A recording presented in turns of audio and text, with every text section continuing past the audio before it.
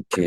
On va aborder le module 7 de la formation AZ104 qui consiste à l'administration du stockage sur Azure. Donc, on verra comment configurer le compte de stockage euh, et les stockages blocs, configurer la sécurité du stockage et configurer Azure File. Donc, c'est- déjà, je vais planter les décors. Ce que vous devez savoir, c'est que la notion de stockage on-prem est différente du stockage sur Azure. Donc, on-prem, lorsqu'on parle de stockage, on fait j'ai plus allusion aux composants qui vont permettre de pouvoir faire le stockage réel. Donc, que ce soit les disques durs de type SSD, HDD, les baies de stockage. Donc, on-prem, quand on parle de stockage, c'est une notion qu'on fait généralement référence. Sur Azure, c'est différent. Donc, Azure, lorsqu'on parle de stockage, voyez plutôt comment les données sont présentes sur Azure et comment ils sont répliqués, est-ce qu'il y a des copies qui se font, comment elles sont gérées, comment l'accès est géré. Donc, c'est vraiment un service tout entier qui est derrière la notion de stockage au niveau d'Azure. Donc, voilà pourquoi on parle d'abord de compte de stockage, après il y a les différents types de stockage, après il y a la sécurité et autres. Donc, on va voir plus en détail ce qu'il en est. Donc, le compte de stockage, c'est l'élément de base des services de stockage sur Azure. Donc, ils vont permettre de pouvoir stocker les données sur Azure. Donc, ils vont pouvoir assurer euh, la sécurité, donc de définir qui a le droit d'accéder à telle ressource et comment il doit avoir accès.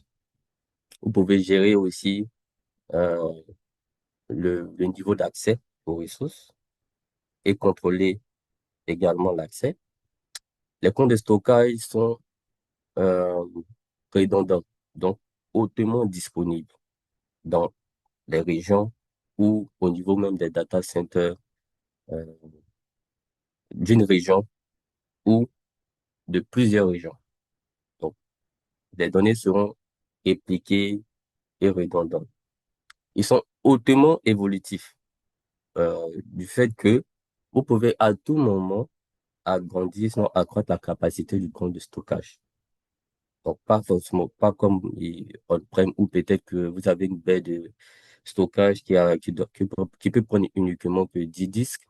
Et après les 10 disques, vous ne pouvez plus rajouter. Vous serez obligé peut-être de changer un disque et puis mettre un autre disque de grande capacité. Donc, sur Azure, vous pouvez étendre la capacité. Donc, nous avons quatre types de groupes, pardon, de comptes de stockage sur Azure. Donc, on a le stockage blob Azure ou encore appelé le stockage conteneur Azure. Donc, je pourrais vous donner les différents thèmes euh, que vous allez rencontrer généralement sur la plateforme même dans des documents. Donc, ce compte de stockage, lui, il agit comme un magasin de stockage de données non structurées.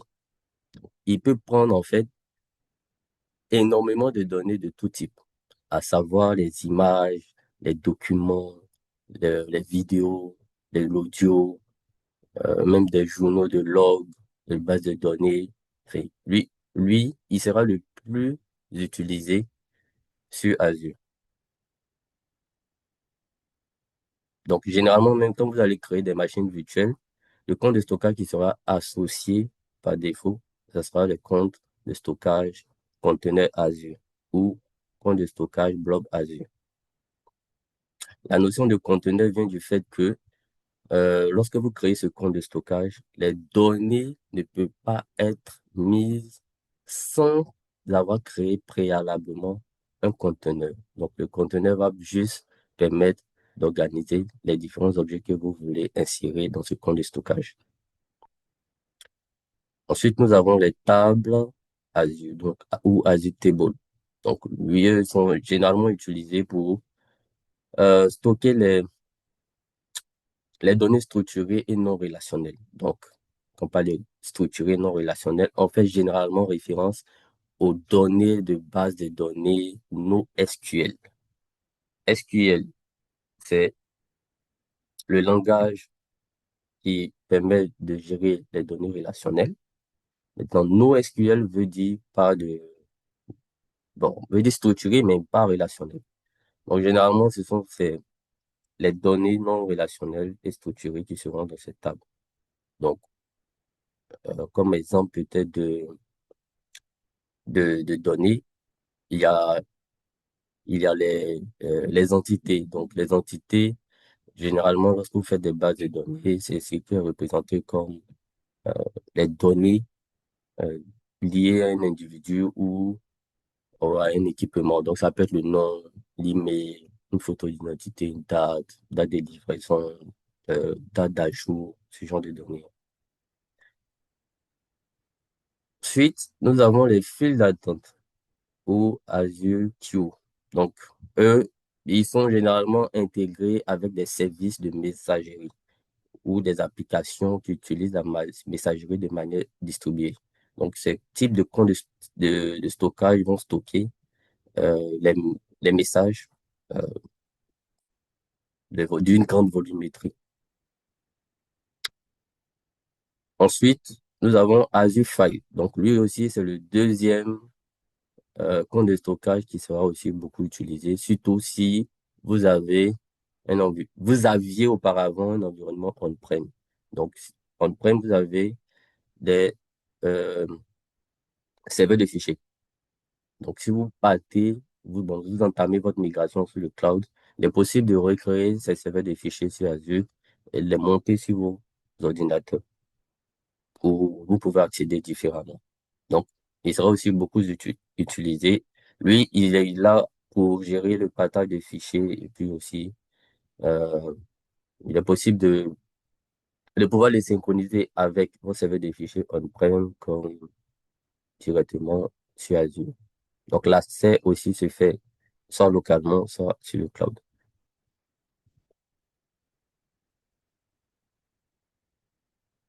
Donc, maintenant, on va voir Allô? les types. Oui.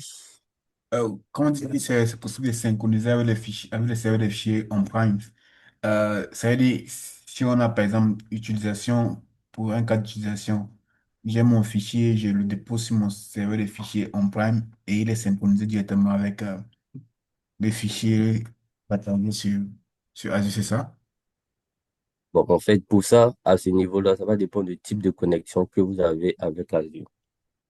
Si vous êtes dans le cas d'une topologie hybride, vous devez installer en fait des agents qui vont permettre de faire la synchronisation des fichiers entre votre environnement on-prem et votre environnement Azure. Sinon, entre le serveur de fichiers local et le serveur de fichiers sur Azure.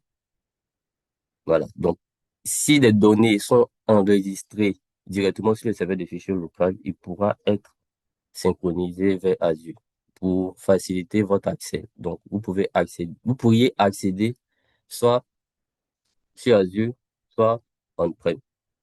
Ou bien, vous pouvez directement monter uniquement votre serveur de fichiers sur Azure et puis donner l'accès aux utilisateurs. Donc, dans la configuration sur des serveurs de fichiers sur Azure, vous pouvez spécifier les IP ou bien le réseau qui est autorisé à se connecter.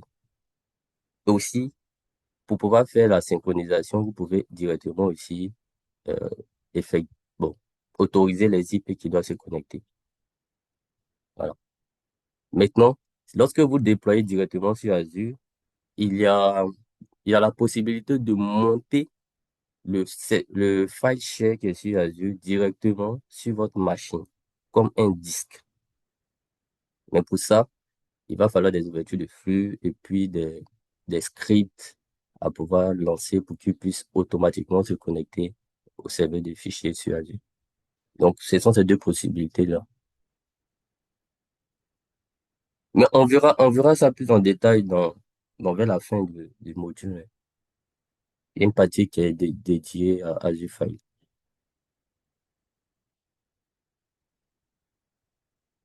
C'est bon?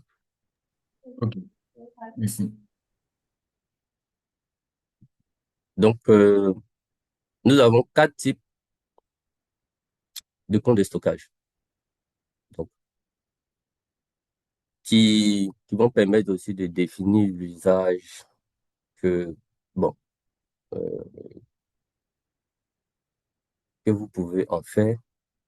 Donc, vous avez le compte de stockage à usage général standard V2. Donc, lui, il est utilisé généralement pour la plupart des cas de déploiement de scénario parce que il va inclure tout type de, tous les types de, euh, les catégories de comptes de stockage. Donc, que ce soit le stockage blob, le stockage fichier, file d'attente, table, data lake storage. Donc, c'est cette version-là qui sera beaucoup plus utilisée. Maintenant, vous avez aussi la version objet blob de bloc premium. Donc, généralement, ce compte de stockage-là est utilisé. Bon, il est recommandé pour les applications qui ont, euh, qui doivent subir des taux de transaction vraiment élevés. Voilà. Dans ce cas-là, vous pouvez utiliser les objets blocs de bloc premium.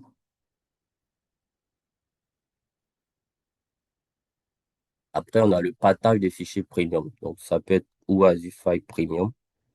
Donc, généralement pour les entreprises et les applications qui ont besoin de partage de fichiers à haute performance. Voilà. Donc, en fonction du type que vous allez prendre, sachez que le prix aussi sera, sera rajouté. Après, on a les objets blocs de page premium. Bon, ça, c'est ce type de compte de stockage vraiment de la haute performance. Donc, il est généralement idéal pour stocker les, les, les, les pages ou les bases de données euh, sous forme de pages ou bien les index des, des sites web ou également euh, les données des machines virtuelles.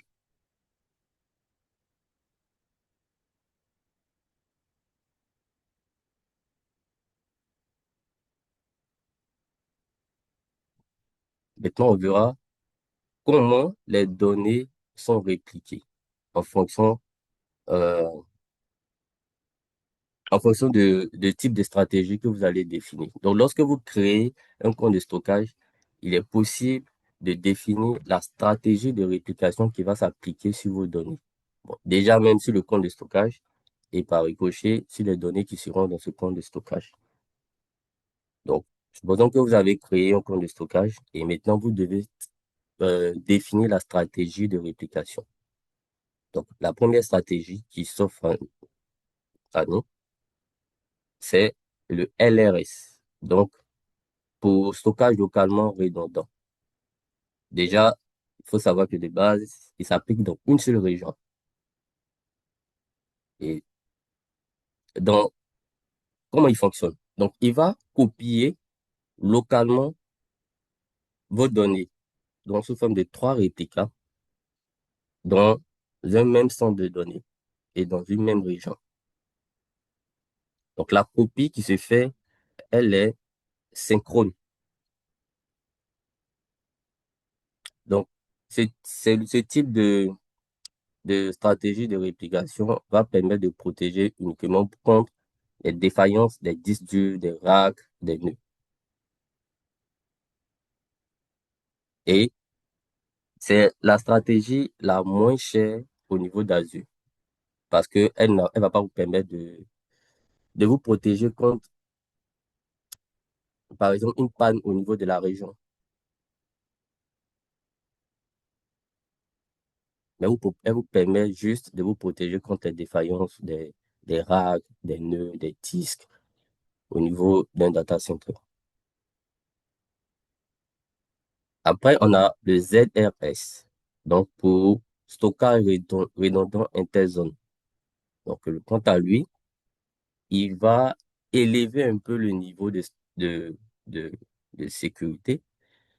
C'est vrai qu'il s'applique dans une seule région, mais quant à lui, il va faire une copie de vos données dans trois zones. Ça peut être des zones de disponibilité ou dans trois data centers distincts. Donc, vous aurez une copie de vos données dans ces trois zones de disponibilité, mais dans une même région. Donc, lui, par contre, il va vous protéger contre euh, la défaillance de disques, des NAC, des racks, pardon, mais aussi contre les défaillances peut-être d'une zone de disponibilité ou d'un data center. Et les écritures, sinon la copie des données se fait de manière synchrone, déjà dans la même zone de disponibilité, mais aussi entre les trois zones de disponibilité. Donc, forcément, vous voyez qu'il rajoute une couche de sécurité un, un peu plus supérieure au LRS. Donc, le prix aussi sera forcément différent. Mettons, on aborde les réplications qui se font entre plusieurs régions. Donc, où on a une région principale, une région secondaire. Donc, avec le GRS pour stockage géoredondant. Dans ce cas, au final, on aura 6 réplicas. Et comment ça fonctionne? Dans un premier temps, il aborde en fait la réplication LRS, ce qui veut dire qu'il y aura trois copies, hein, de vos données qui proviennent d'un data center. Et cette copie, qui se fait de manière, bien sûr, synchrone, sera répliquée de manière asynchrone vers une région secondaire. Et les données qui seront répliquées de manière asynchrone vers la région secondaire auront aussi la forme du LRS, donc avec une réplication de trois données, pardon, de trois réplicas dans un même data center.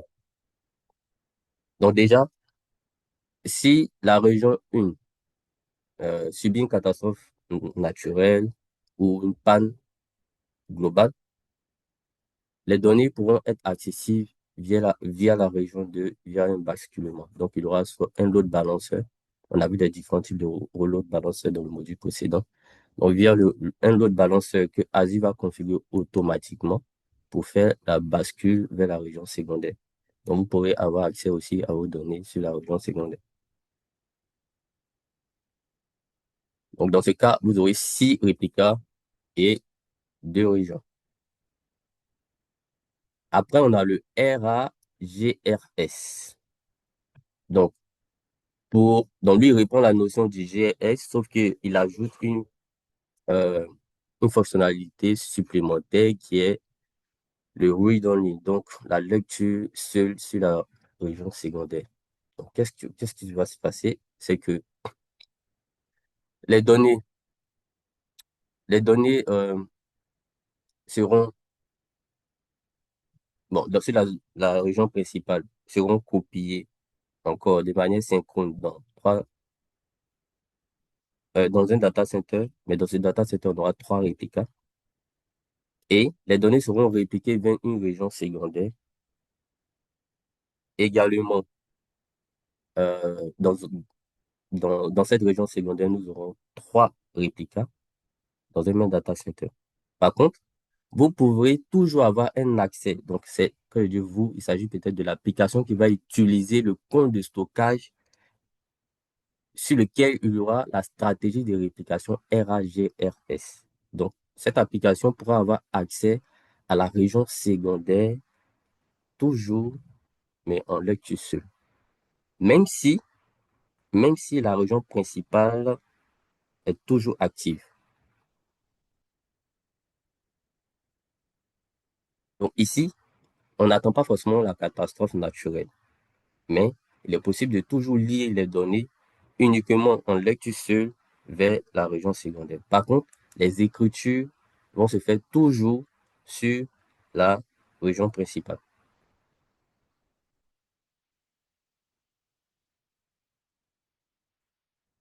Donc la suite est sur cette diapositive. On a le GZRS.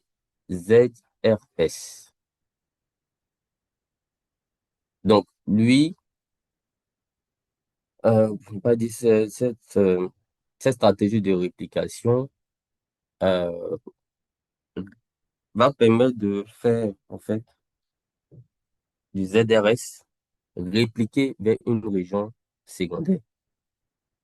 Donc ZRS, il s'agit là d'une copie synchrone d'abord dans une région principale et les copies seront faites sur trois zones de disponibilité distinctes ou trois data centers distincts et les données qui seront copiées dans la région principale sous forme de ZRS seront automatiquement, bon, peut-être automatiquement, mais de manière asynchrone répliquées vers une région secondaire.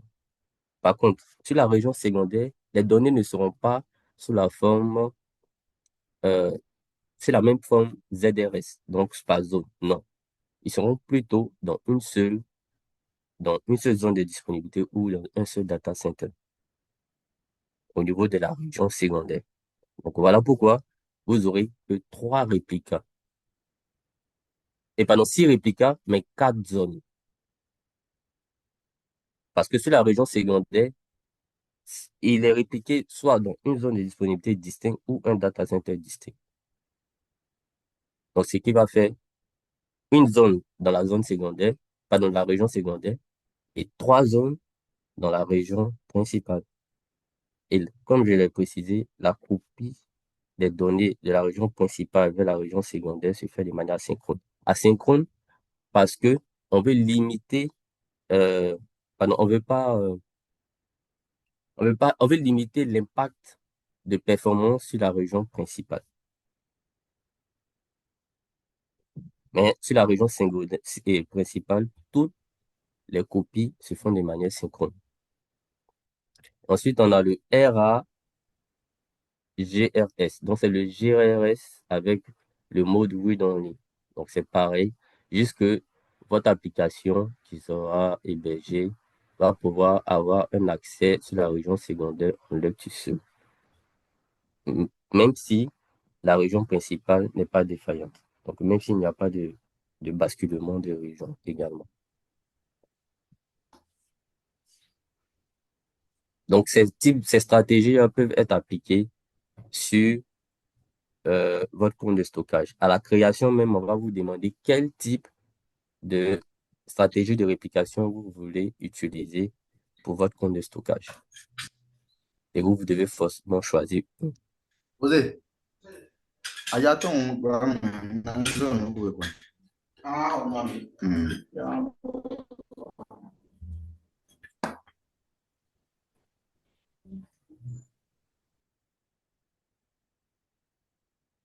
Donc, comment créer un compte de stockage? Bon, lors de la création d'un compte de stockage Azure,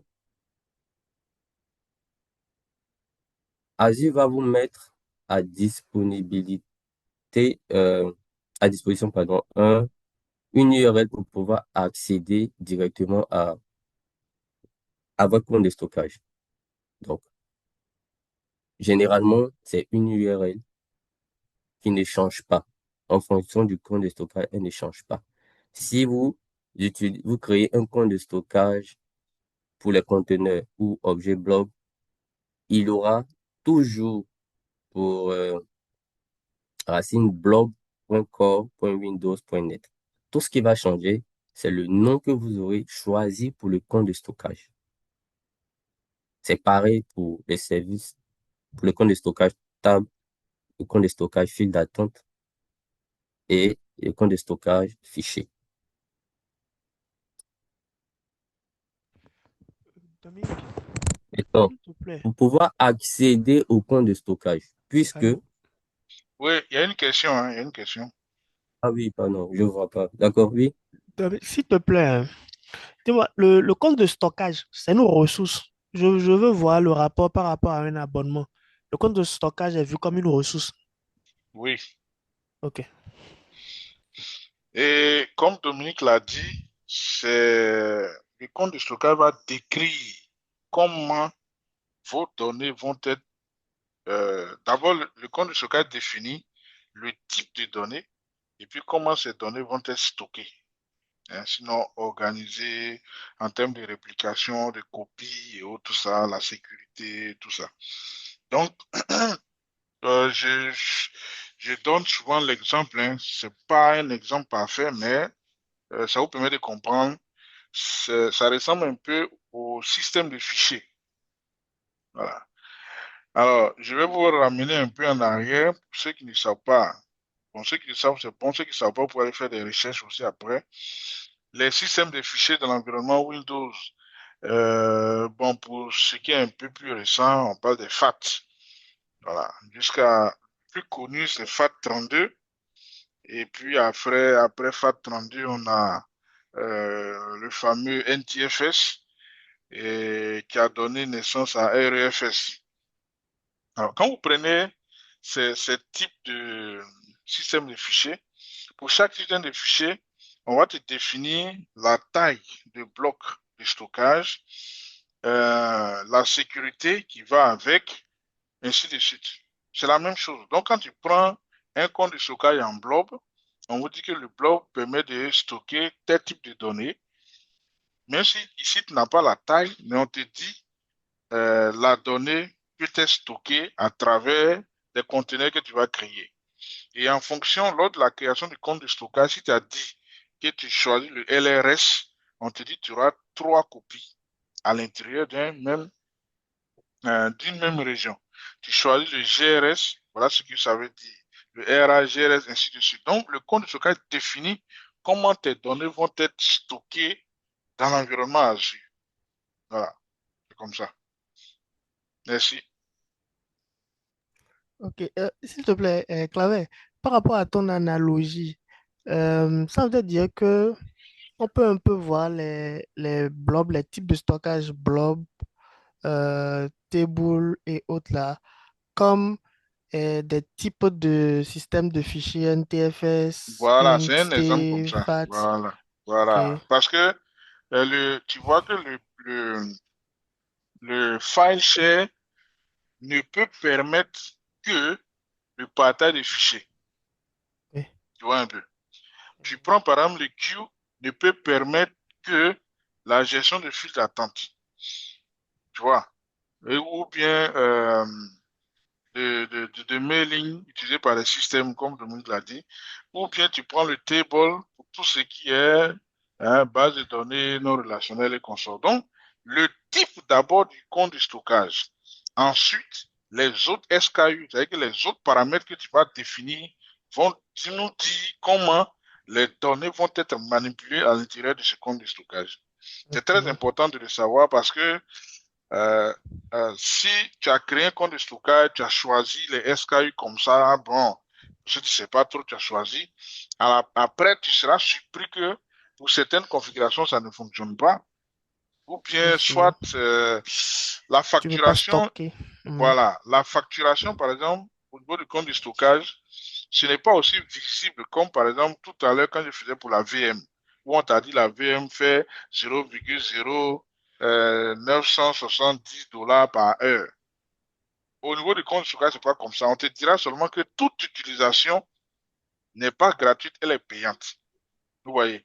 Donc, c'est un peu subtil, mais derrière toutes les manipulations que tu vas faire, hein, tous les logs qui seront générés, tout ça vont être, je peux dire, stockés à travers un compte de stockage et tout ça, c'est payant. Donc, il faut faire très attention au type de compte de stockage et aux paramètres du compte de stockage quand tu es en train de créer. ok. Mais le coût pourrait être retracé au niveau du subscription, c'est-à-dire de l'abonnement ou du compte de stockage.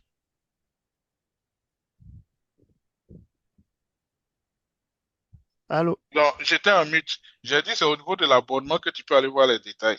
Ok, ok. Ça marche, merci.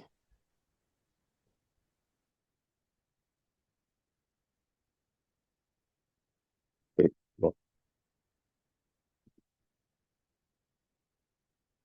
Et Oui, donc, on verra, continue, hein, continue.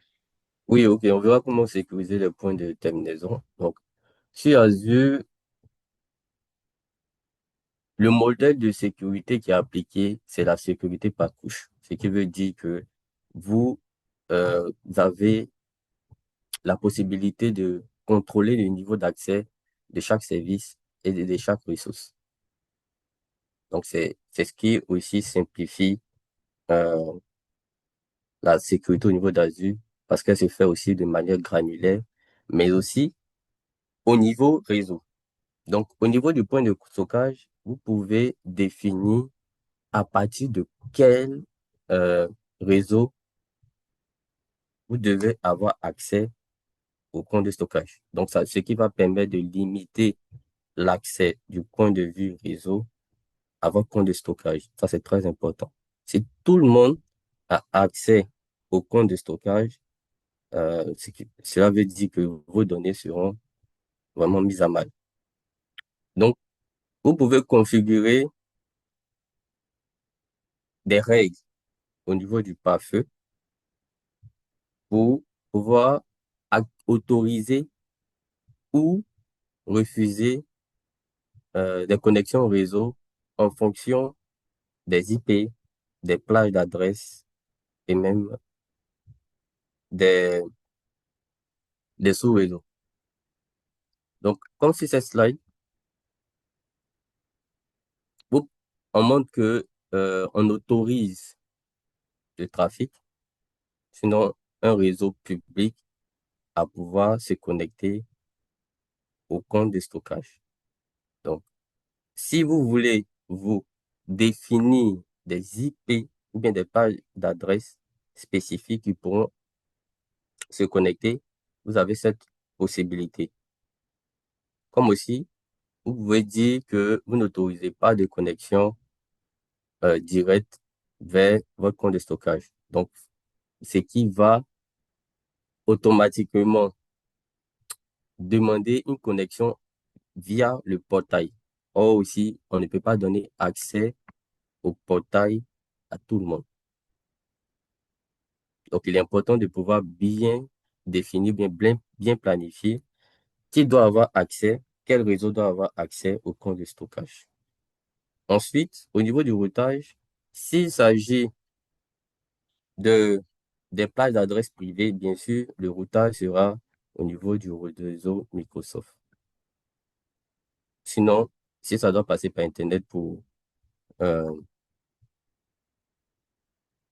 pour des points d'accès public, vous pouvez choisir le routage Internet. Mais généralement, ce qui est beaucoup utilisé, c'est le routage Microsoft. Parce on veut donner généralement un accès privé au compte de stockage. Du coup, si vous êtes peut-être d'une infrastructure hybride où vous avez encore des infrastructures on-prem, dans la configuration, vous pouvez spécifier les IP qui sont autorisés. Donc, et puis, marquer le routage au niveau du réseau Microsoft.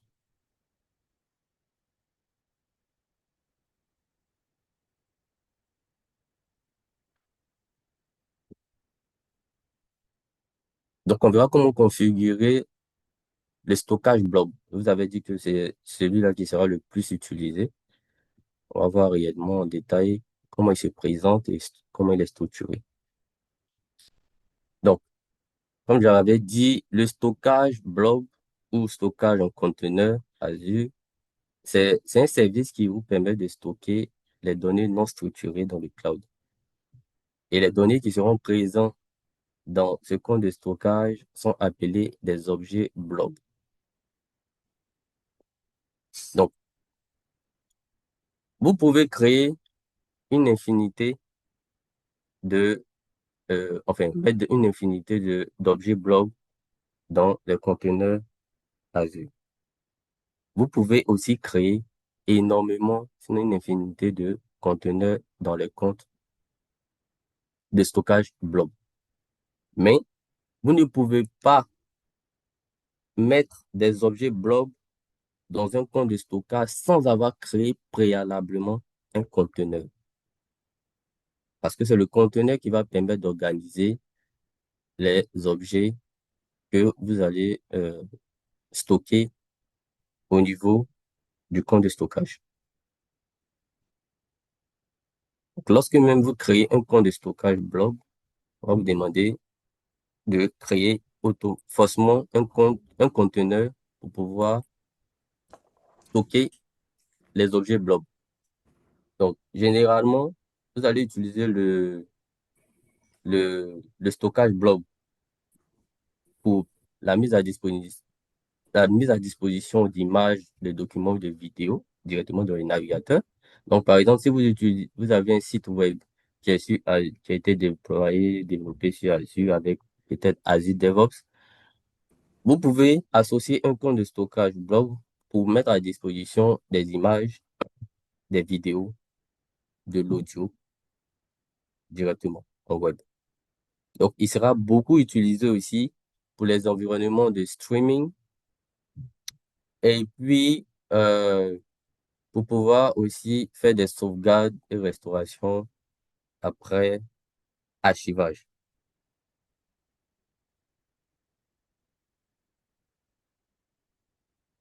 Une question. Oui, Oui, Ouais, pour ce cas-là aussi, est-ce que c'est possible d'utiliser le file share d'Azure, Azure File Share pour l'exemple que tu as pris? pour tous les ans ou quelle partie? L'exemple d'application qui a accès au fichier filmé. Ah non, non, non, non. Le file share, c'est c'est généralement juste pour pour faire du partager. partage. C'est pour le Juste partage. pour C'est ça. comme tes dossiers partagés sur ton serveur de fichiers là. Lui, c'est limite à Mhm. là. C'est son travail qui est Ouais, là. Ça va pas c'est au-delà. juste ça. C'est le Donc, une même concept. application ne peut pas avoir accès à ça, ou ça ne sert juste au déploiement d'application. Bon, En peut-être fait, que il j'ai sera pas pas. bien suivi l'exemple, hein, mais le file share là, tu peux partager un dossier qui est accessible à des serveurs. Ça, il n'y a pas de problème. Par exemple, tout à l'heure, quand on voyait le load balancer, je parlais des serveurs en back-end, les serveurs web. Voilà, donc on peut avoir un répertoire partagé qui est accessible par plusieurs serveurs. On peut utiliser le file share pour faire ça, ça marche. Lui, c'est juste pour le partage de fichiers dans le cas, dans la compréhension hein, de ce qu'on connaît déjà sur le serveur de fichiers. C'est tout. Sinon, tout le reste, voilà, c'est le blob et autres. OK. Si. Donc, tous les blobs, les objets blobs doivent être dans un conteneur. Les comptes de stock, euh, un compte de stockage blob, vous pouvez créer en illimité des conteneurs. Un compte de stockage Azure aussi peut, euh, recevoir en illimité des conteneurs. Et un conteneur peut recevoir aussi en illimité des données blob. Par contre, comme je le disais, lorsque vous créez un compte de stockage blob, pour pouvoir mettre des objets blob, il va falloir créer forcément un conteneur. Donc, sur cette slide, on nous montre comment créer un conteneur. Et l'autre partie importante, c'est le niveau d'accès anonyme, sinon le niveau d'accès public. Donc, lui, il va permettre de spécifier si le conteneur et les objets blob qui sont à l'intérieur peuvent être accessibles publiquement. Donc, par défaut, les données qui sont dans le conteneur sont privées et visibles uniquement par le propriétaire du compte. Par contre, il existe trois niveaux d'accès. Le premier, c'est le niveau privé. Donc, dans ce cas, il va interdire l'accès anonyme aux conteneurs et aux objets blob. Le deuxième, c'est objet blob ou blob direct. Donc, lui, il autorise l'accès en lecture seule au public, au blob uniquement. Donc, vous pouvez pas lister les conteneurs, vous pouvez pas voir les conteneurs, mais c'est juste les objets. Ensuite, on a le niveau d'accès conteneur. Lui, il autorise l'accès public anonyme qui va vous permettre de lire, mais aussi de répertorier tout l'ensemble des conteneurs, mais aussi les objets blocs. Donc, vous aurez accès à la fois aux conteneurs et aux objets blocs. Ça, c'est le niveau d'accès qui peut être configurable directement lorsqu'on crée. Mais vous pouvez aussi gérer l'accès autrement avec les options IAM ou bien des groupes de sécurité. Enfin, ça va dépendre des besoins spécifiques ou de la stratégie de votre entreprise. Sinon, par défaut, c'est ce niveau d'accès qui est possible de configurer. Maintenant, si vous voulez rajouter une couche de sécurité plus élevée, vous pouvez intégrer des groupes de sécurité ou bien l'accès IAM et autres.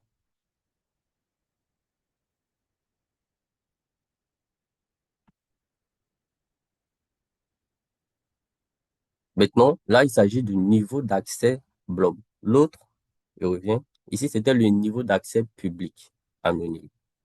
Ici, c'est le niveau d'accès blob. Ici, cette notion-là est un peu différente de ce qu'on vient de voir. Ici, ça permet de définir, en fait, la fréquence d'utilisation des données. Et en fonction de cette fréquence d'utilisation, il y a le prix qui est impacté pour ce que vous aurez défini. Donc, le niveau élevé, c'est le niveau chaud.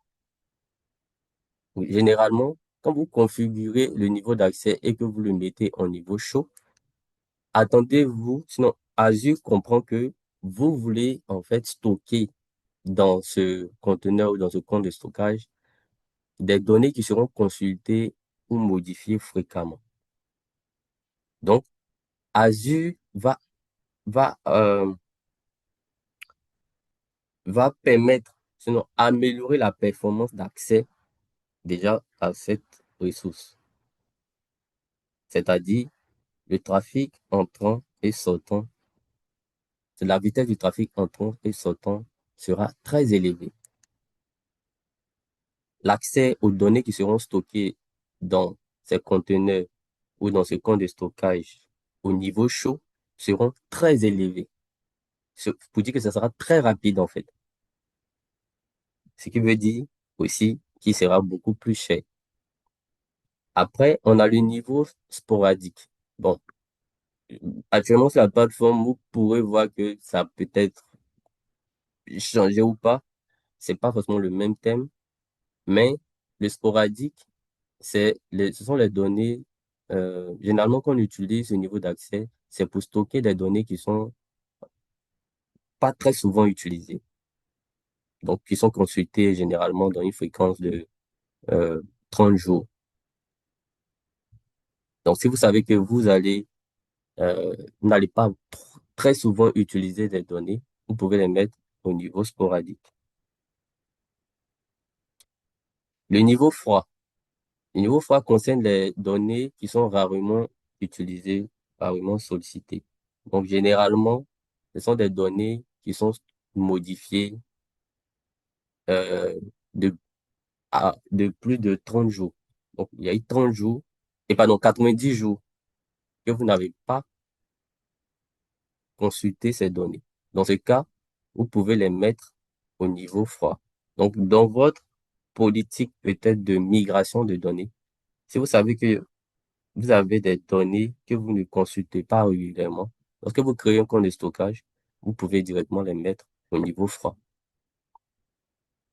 Le niveau froid aussi va impliquer, bien sûr, un accès un peu lent, un peu lent. Quand je dis un peu lent, c'est quelques minutes. Ça peut faire même souvent euh, 5 minutes, 10 minutes. Tout dépend aussi de la taille de la donnée.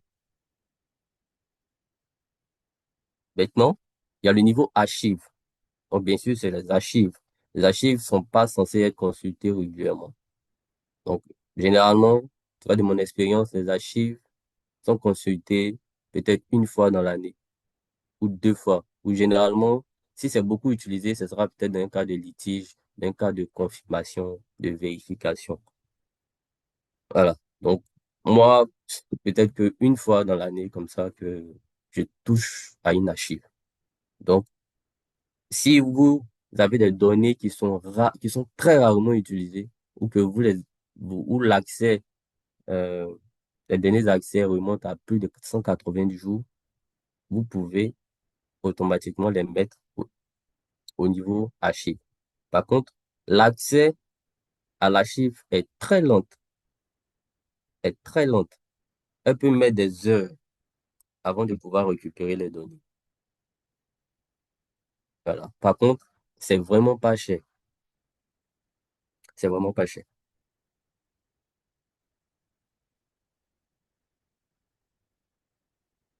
Donc, ces niveaux d'accès vont nous permettre aussi de pouvoir configurer ce qu'on appelle le cycle de vie de vos données.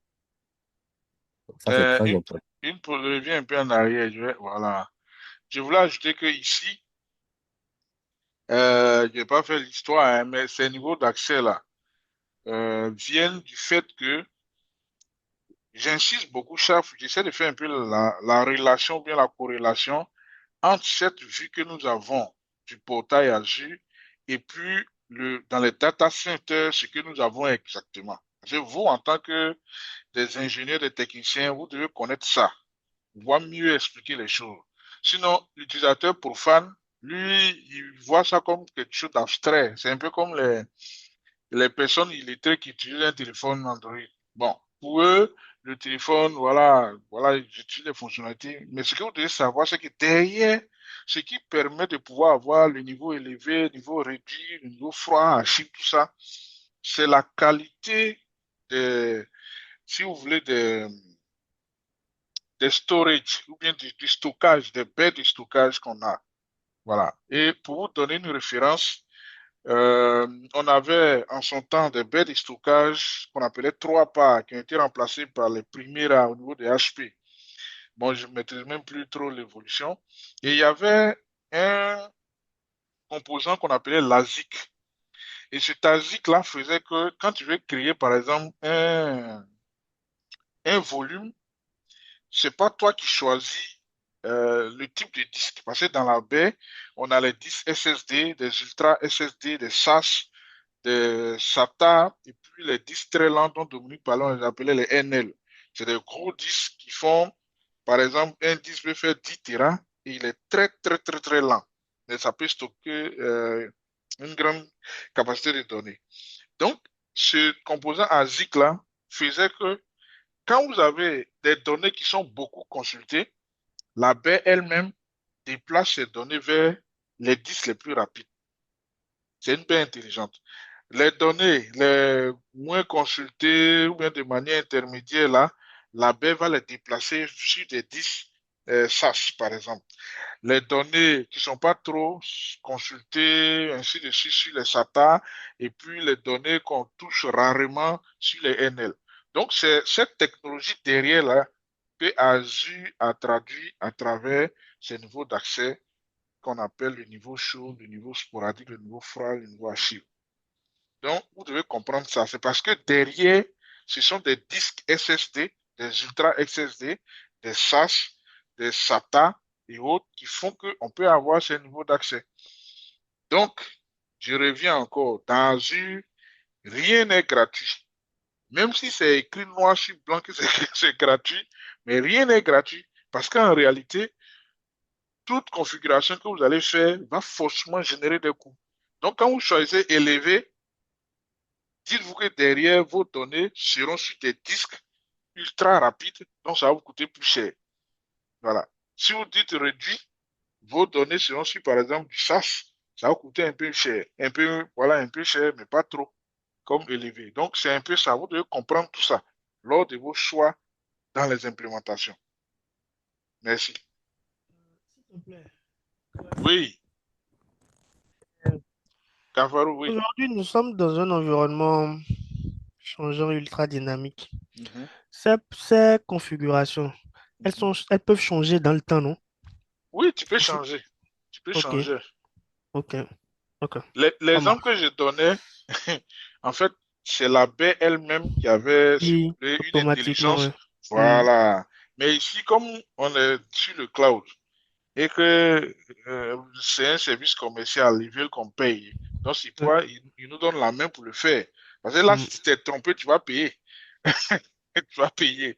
Alors que mm, si on avait accès physiquement à la baie, et puis cette fonctionnalité ou bien ce service était activé, la baie elle-même allait gérer ça pour nous. Mais mm. bon, c'est comme ça. Ok, Donc, ça vous devez marche. savoir tout ça, les types de disques. Il y a l'évolution au niveau des types de disques aussi. Vous devez connaître ça, les types de baies. Même au niveau des iOS, des équipements de niveau 2, de niveau 3, vous devez, enfin, un peu de veille, quoi, pour établir un peu la relation entre ce qu'on nous propose comme service dans une plateforme cloud et puis ce qui peut exister de manière réelle en tant qu'équipement physique. Allez-y. Ok. Donc, je disais que ces niveaux d'accès-là vont nous permettre, vont être très utiles au niveau de la configuration du cycle de vie des données. Donc, généralement, les utilisateurs stockent les données sur Azure ou bien un peu partout. On va prendre le cas d'Azure. Stockent les données, les utilisent souvent assez, mais avec le temps, certaines données ne sont plus utilisées. Donc,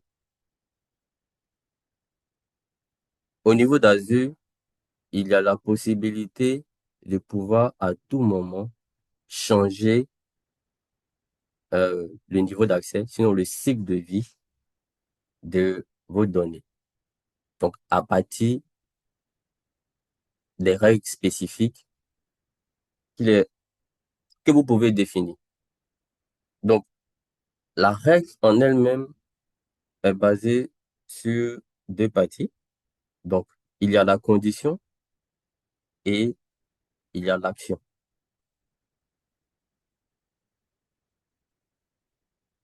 Donc, ce que vous devez savoir, c'est que vous pouvez faire passer, hein, en fonction d'une condition, passer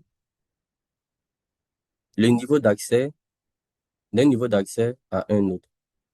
Donc, comme on le voit sur la slide, on a une condition si on nous demande d'entrer le nombre de jours.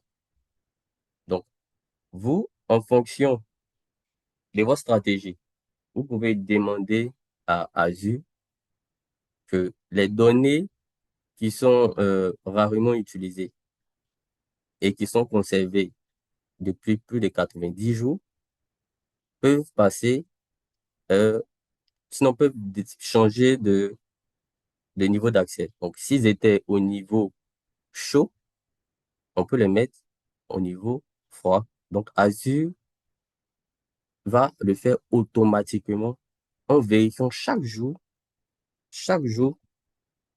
le temps ou bien la dernière date à laquelle la donnée a été utilisée. Donc, lorsque elle va être conforme à la règle que vous aurez définie, l'action sera automatiquement déclenchée. Donc, si pour la dernière utilisation ou la dernière modification, vous mettez le nombre de jours, qui est peut-être 81 jours, 90 jours, alors vous devez maintenant définir une action. L'action, c'est soit déplacer d'un niveau à un autre, donc sporadique, déplacer vers froid, déplacer vers archive, ou encore de supprimer l'objet blob. Donc tout ça est fonction de votre stratégie de gestion des cycles de vie. Donc sur Azure, vraiment, avant de pouvoir se lancer sur le cloud, il est important déjà même d'avoir une stratégie parce que tout se planifie. Déjà, il faut avoir une bonne convention de nommage. Sinon, vous n'allez jamais vous retrouver. Vous devez avoir une bonne stratégie pour gérer les ressources, que ce soit pour les applications, que ce soit pour tout ce que vous déployez, pour les serveurs et autres. Vous devez avoir aussi une stratégie pour pouvoir gérer la sécurité, une stratégie pour gérer également le cycle de vie des données qui sont inscrit au niveau d'Azure parce que tout est payant. Donc, si vous décidez que les données qui sont vieilles, par exemple, de plus de 1000 jours, donc 1000 jours, ça dit qu'on est proche des 3 ans, vous pouvez décider soit de les supprimer ou de les conserver au niveau de l'archive. Voilà. Mais tout compte fait, l'archive va grandir. Donc, vous allez devoir aussi augmenter la capacité de votre compte de stockage. Donc, généralement, bon, enfin, pour les comptes de stock, non pas, c'est vrai que là, on est pour les blogs, mais pour Azure File, c'est 100 Tera par défaut. Mais après, vous pouvez demander à Microsoft d'augmenter.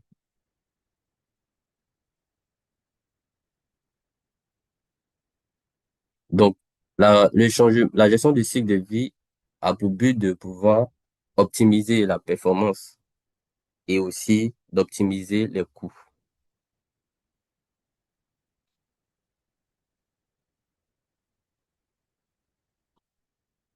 Oui, Enoch. Et bon, j'ai un cas d'utilisation que je voulais exposer, comme ça vous allez me dire ce que vous en pensez. En fait, j'ai créé on va dire, un compte de stockage sur la souscription qu'on a. Et puis, sur ce compte de stockage, je mets les données brutes CSV. Bon, certains, pour le cas d'utilisation, pour l'instant, c'est CSV brut. Et puis, je crée une table externe sur ça avec Snowflake. Je ne sais pas si vous connaissez Snowflake. Et puis, sur ça, quel pourrait être en fait, les règles de gestion qui pourraient être appliquées, sachant que oui, les, les données RAW, on va dire, RAW sont sur la couche, sont considérées comme être sur la couche bronze qui vont transiter pour le traitement plus tard sur une couche silver et puis après gold. Les données sont stockées, comme je dis, sur le compte, dans le compte de stockage, dans un conteneur et dans les dossiers. Et puis, on a créé des tables externes sur ça. Est-ce il faudrait appliquer des règles de gestion de style à faire bouger les données ou les laisser sur, sur de façon standard, basique, au niveau chaud? Qu'est-ce que vous... D'accord. Bon, à ce niveau-là, ça va dépendre de la fréquence à laquelle les données sont consultées.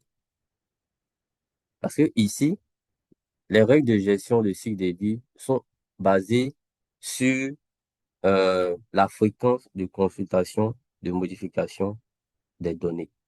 Donc, vu qu'il y a une table externe qui est sans doute, bon, je ne maîtrise pas c'est quelle application, euh, mais qui sans doute récupère à tout moment les données qui sont dans le conteneur.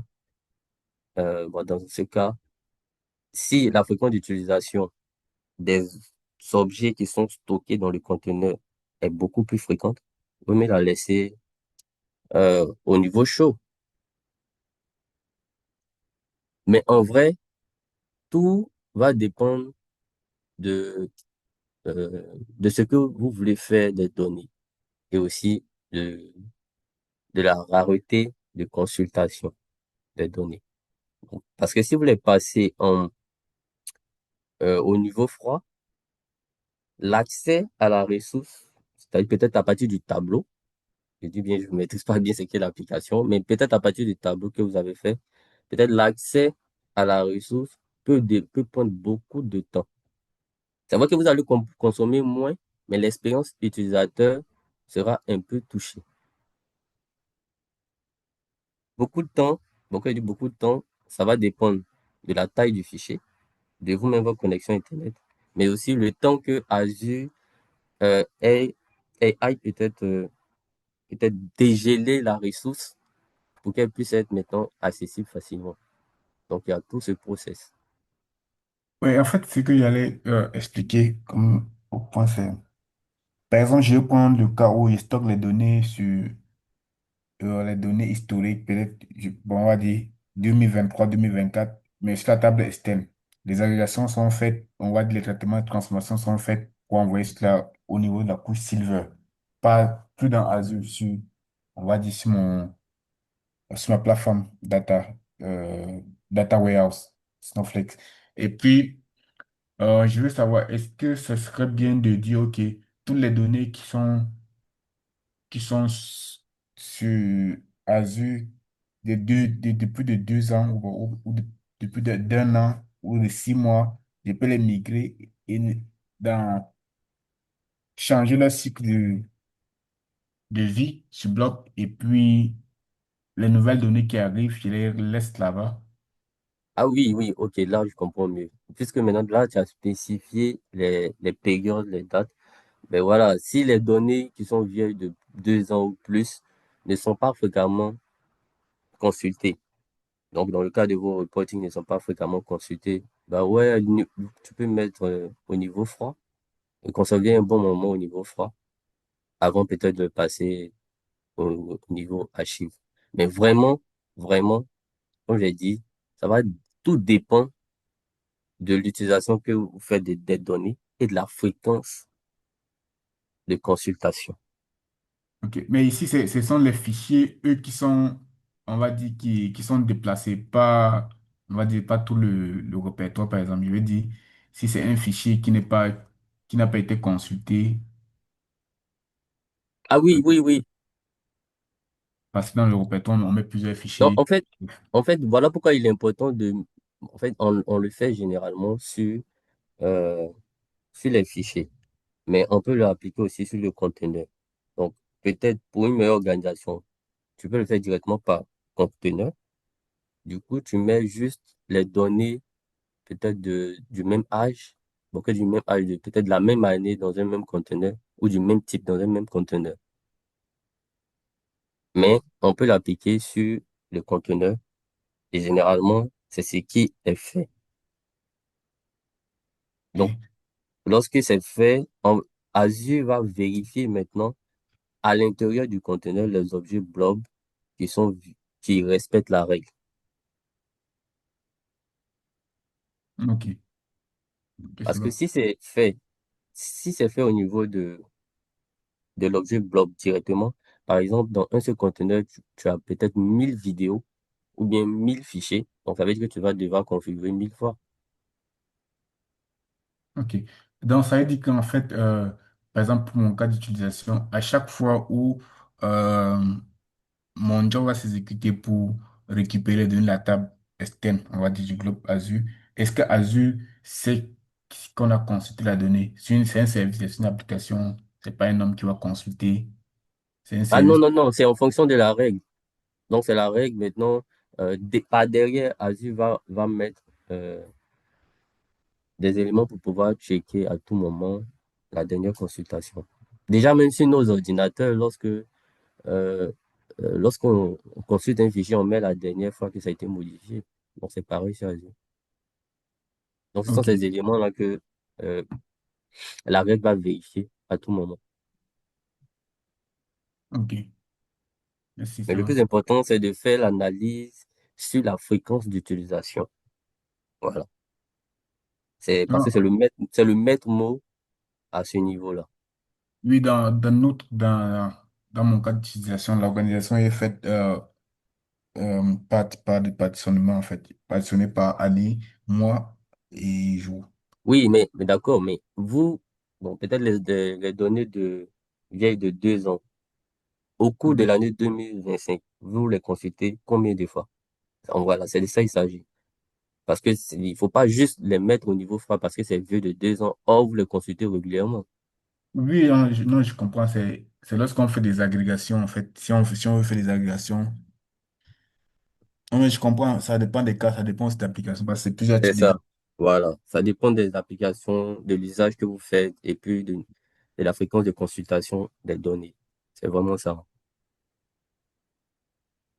Par OK. exemple, si vous avez une plateforme de streaming que vous utilisez, ben, OK, le streaming, ça veut dire que vous offrez un service qui est public.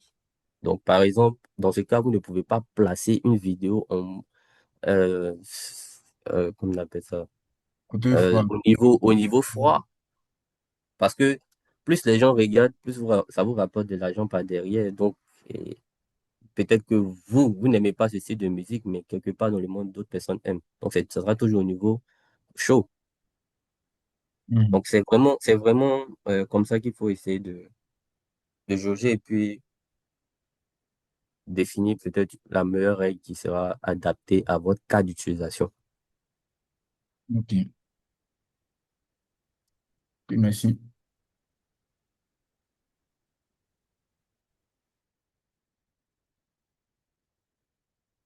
OK. Du coup, euh, donc, comme je le disais, lors de la création d'un compte de stockage, la stratégie de réplication va s'appliquer au niveau du compte de stockage, mais également au niveau des objets blocs qui sont contenus dans ce compte de stockage, sinon dans les conteneurs. Donc, la réplication qui se fait des objets blocs vers une autre région ou un autre conteneur se fait toujours de manière asynchrone. Donc, pourquoi c'est fait de manière asynchrone? Lorsque les données sont copiées d'une région à une autre, donc d'un compte de stockage à un autre, et aussi euh, d'un conteneur à un autre conteneur dans une autre région, l'objectif, c'est vraiment de minimiser la latence. Donc voilà. Donc la latence au niveau des demandes d'écriture et de lecture sur la région principale. Mais aussi de pouvoir toujours être capable de prendre en charge euh, la charge de travail actuelle pour pouvoir effectuer le traitement des mêmes demandes d'objets, blogs sur les différentes régions. Parce que si tout se fait de manière synchrone, on, on aura certainement un problème d'accès, un souci de latence. Or, Azure ne veut pas ça. Azure garantit un niveau de performance vraiment élevé et des SLA qui avoisinent les 100%, donc 99,95%. Donc voilà pourquoi la réplication interzone et pardon, interrégion se fait toujours de manière asynchrone. Mais la réplication qui se fait dans la même région, donc même s'il s'agit des zones différentes, des zones de disponibilité différentes, ou des data centers différents, la réplication qui se fait dans la même région se fait toujours de manière synchrone. Pourquoi? Parce ils sont pas très éloignés géographiquement et ils sont dans la même région. Par contre, la région pairie à la région principale est généralement très éloignée. Donc, une réplication synchrone va impacter la latence, va diminuer même l'efficacité pour répondre à la charge de travail, que ce soit sur les deux régions ou bien les trois régions, comme sur l'exemple ici. Mais aussi, ça va impacter le coût. Voilà. Parce que les données seront répliquées très rapidement, mais aussi ça va réduire, et pardon, ça va augmenter le coût parce que toutes les machines seront déplacées en même temps d'une région à une autre. Donc, pour limiter cela, la réplication qui se fait entre les, les régions est toujours asynchrone. Donc, le compte source sera répliqué vers une région secondaire de manière asynchrone. Certains conteneurs pourront être répliqués d'une région, bon, dans le cas ici des trois régions, le, le, la source, le conteneur 1 sera répliqué dans la région 1, 2, le conteneur 2 sera répliqué dans la région 3. Et tout compte fait, lors de la rebascule, les données seront automatiquement basculées, sinon accessibles à tous les utilisateurs sans que vous ne sachiez même que vous êtes sur la région 2 ou sur la région 3. Donc, vous pourrez avoir accès aux mêmes ressources de manière transparente. Voilà, vous ne saurez même pas que la région 1 est défaillante et que actuellement vous accédez aux services qui sont ou aux ressources directement sur la région 2 ou sur la région 3. Vous ne saurez pas. Donc, tout ça, c'est vraiment pour garantir les SLA que Azure offre et vend.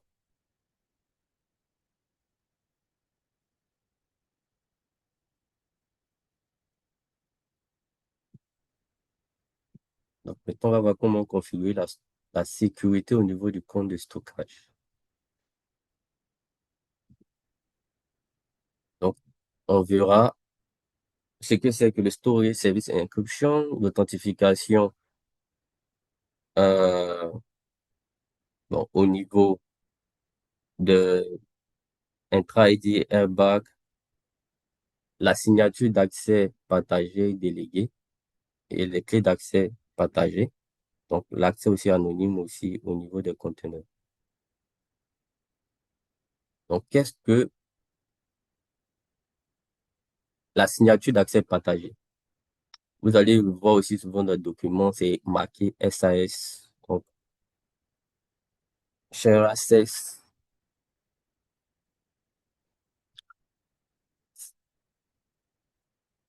ou aussi Token SAS. Donc, lui, c'est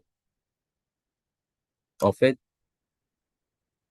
un niveau de sécurité, sinon une fonctionnalité de sécurité qui est exploitable au niveau des comptes de stockage, qui va vous permettre en fait de gérer l'accès aux ressources de votre compte de stockage, ou même de déléguer l'accès aux ressources qui sont dans votre compte de stockage via une clé. Et dans cette clé se trouvera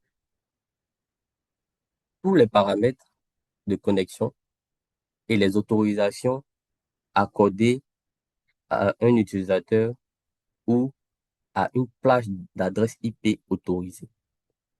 Donc, j'avais dit que l'objectif, c'est vraiment de limiter l'accès au compte de stockage, énormément limité. Donc, Azure a créé cette solution pour pouvoir donner un accès délégué et momentané. Donc, comme vous le voyez sur la capture, il, il s'agit de la configuration réelle de la signature d'accès partagé ou bien du token SAS. Donc, la méthode, donc c'est soit une clé de compte ou bien une clé de délégation. Vous pouvez choisir les autorisations. Les autorisations, que ce soit la lecture, écriture, suppression, tout ça, vous pouvez choisir. Vous choisissez également la date et début de l'accès. Donc, pour ce faire, il faut bien choisir le fuseau horaire. Si vous êtes dans une grande organisation avec des personnes qui sont dans des pays très éloignés, il faut faire attention aussi au fuseau horaire. Ensuite, vous choisissez la date d'expiration. Donc, si vous voulez donner un accès court, mais en tout cas, c'est ce qui est recommandé, de donner un accès court, sauf peut-être pour des cas d'immigration où vous pouvez peut-être donner un accès d'une semaine, d'un mois. Mais généralement, ce qui est recommandé, c'est des accès très courts pour éviter euh,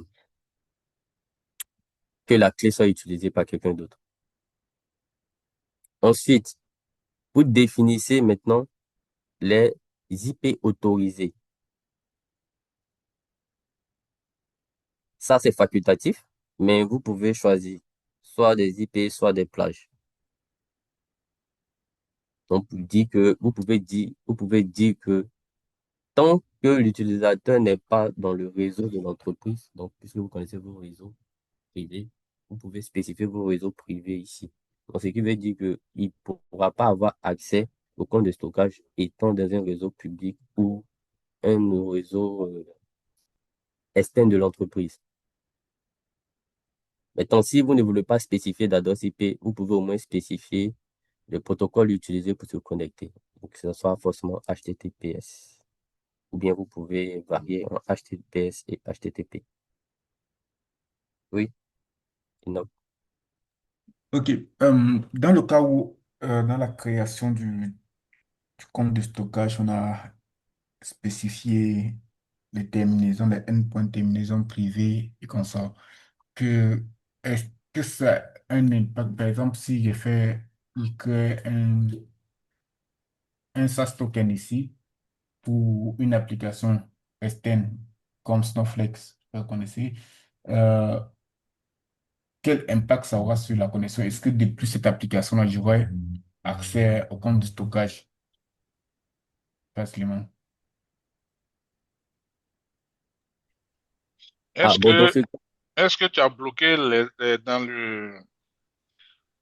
de la création du compte de stockage pour l'accès là, est-ce que tu as bloqué le réseau externe public? Est-ce que tu as bloqué ou bien c'est autorisé?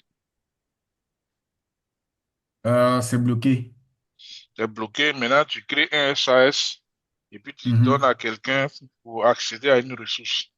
Oui, une application qui Juste. est, qui est sur le cloud aussi. Mhm. Non, en fait, le SAS ici, là, c'est pour accéder. OK. Bon, quand on parle de ressources d'un ou plusieurs services de stockage, en fait, ce sont les données enfin, du stockage, hein, mais ça ne concerne pas les applications. C'est un peu, c'est un peu comme, comment vous appelez cette application-là sur Internet, là, pour partager les dossiers, là. WeTransfer. Voilà, c'est un peu comme WeTransfer, si vous voulez, le SAS. C'est le même fonctionnement. Donc, ça ne concerne pas les applications, mais c'est plutôt les données. Parce que l'application, tu vas utiliser l'URL de l'application. Ici, ce qu'on vous propose, ce n'est pas une URL simple, on appelle ça URI, qui combine l'URL suivi d'un d'un token. Voilà. Donc, c'est différent d'une application. Ici, c'est l'accès à des données du compte de stockage. Sinon, ce n'est pas l'application. Donc, je ne sais pas si déjà là, on se comprend. Enoch, Oh, sorry, j'ai parlé à mais ça veut dire que tu peux créer le compte de stockage dans un réseau privé oui. où tu bloques, mais en créant ici un accès sécurisé avec URI, Mhm. Access Token, Tu peux, tu as accès aux données oui, simplement c'est pour sans. pour l'accès aux données. Maintenant, comme tu regardes dans la procédure de création, on a toujours des IP qu'on peut autoriser. Des IP, des plages, des subnets, tout ça. Je ne sais pas si tu vois ça aussi. Oui, oui, je vois. Voilà. Donc, même si euh, par exemple, tu peux avoir bloqué peut-être l'accès extérieur, hein, l'accès grand public à ce compte de stockage, mais tu peux faire aussi des exceptions. Ça aussi, c'est possible. C'est bon? Mais il faut savoir que quand on crée le SAS, ce n'est pas si tu veux. En fait, le SAS, c'est pourquoi il y a donné l'exemple de WeTransfer. C'est juste accès aux données. Voilà, c'est pas pour accéder aux applications. Pour accéder aux applications, c'est autre chose.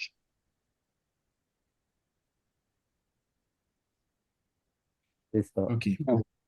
Mais Mais généralement, il est utilisé aussi, peut-être dans le cas de migration de données.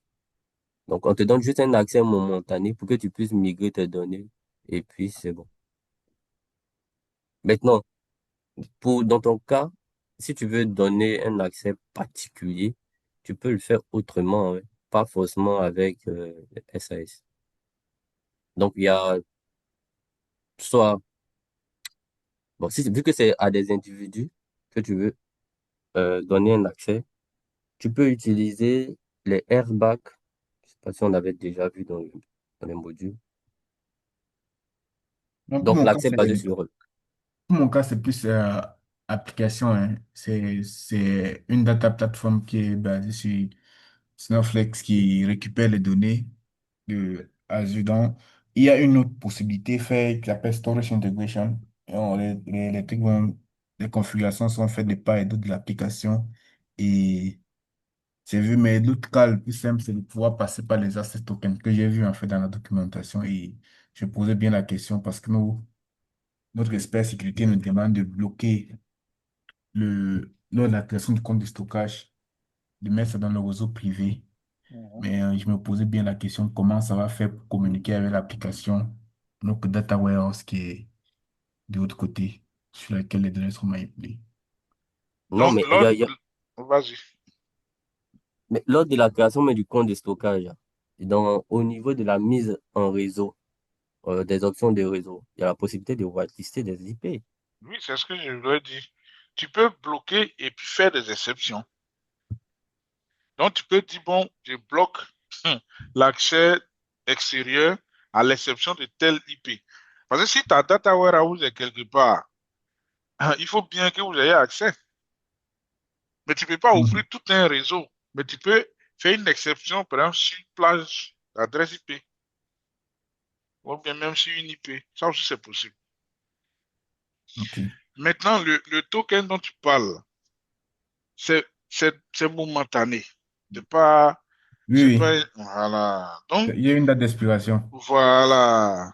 Donc, si tu te mets dans ce fonctionnement, bon, ça risque comment je fais dire ça, de perturber un peu, hein, pour perturber un peu votre travail, ainsi de suite. Donc, il est mieux de bien voir, comme je l'ai dit, hein, dans Azure, il y a une panoplie de solutions, mais il faut pouvoir savoir quelle est la meilleure solution, sinon la mieux adaptée à ton fonctionnement que tu souhaites. Sinon, tu peux choisir une solution qui peut bien marcher, mais soit ça va te revenir plus cher, ou bien ça va pas trop faire ton affaire à 100%, ou bien ça peut créer même des vulnérabilités. Donc, il faut vraiment voir quelle est la solution la mieux adaptée. Donc, il faut Mhm. bien échanger avec ton security admin là, voilà, qu'il te définisse exactement ce qu'il attend. Et puis toi aussi, il faut lui présenter les choses, c'est-à-dire les solutions que Azure euh, peut t'offrir. Tu présentes avec les SKU, les caractéristiques, les avantages, les inconvénients. Et puis ensemble, vous voyez. Parce que si lui, il te jette ce que moi j'attends de toi, voilà, et que toi, tu te débrouilles seul, tu plaques quelque chose, à la fin, il va dire non, ça ne correspond pas à ce qu'il veut. Mais il faut qu'il sache quelles sont les solutions en face qui existent. Et puis ensemble, vous voyez quelle est la solution la mieux adaptée. Mhm. Parce que souvent, quand quelqu'un n'est pas dans ce que tu fais, la personne est dans sa bulle. Donc lui, le gars de sécurité, il est dans sa bulle, voilà. Donc après, il va s'en prendre à toi, oui, voilà, il a donné telle condition, enfin, telle instruction, tu n'as pas respecté. Mais il faut qu'il sache aussi, dans toi, dans ta bulle là, quelles sont les réalités. Mhm. Hein, c'est un peu comme un profane qui se dit que les informaticiens là, ils savent tout. Je ne sais pas si vous connaissez un peu cette phrase-là. C'est Il est ça. capable de dire non, comme c'est toi qui as créé mon compte, c'est toi qui réinitialise mes mots de passe, tu es capable de voir tout ce que j'ai fait sur ma machine. Bon, alors qu'en réalité, même si, oui, donc c'est comme ça que les gens réfléchissent. Donc il faut bien discuter avec lui pour que vous entendiez ce qu'il attend de toi. Et puis, en face, tu lui présentes les solutions, hein. Il y a les points de terminaison, le SAS, il y a même le PIM, hein, Privileged Identity Management. Il y a plein de solutions que vous pouvez utiliser. Voilà. Mais il faut qu'ils sachent l'existence de ces solutions, en quoi consiste chaque solution, et puis ensemble, vous allez choisir. OK. Mm. OK, merci. C'est ce que vous avez dit. Lui, il n'est pas. Il, il est totalement profane sur les trucs du cloud. Il a fait network security, mais.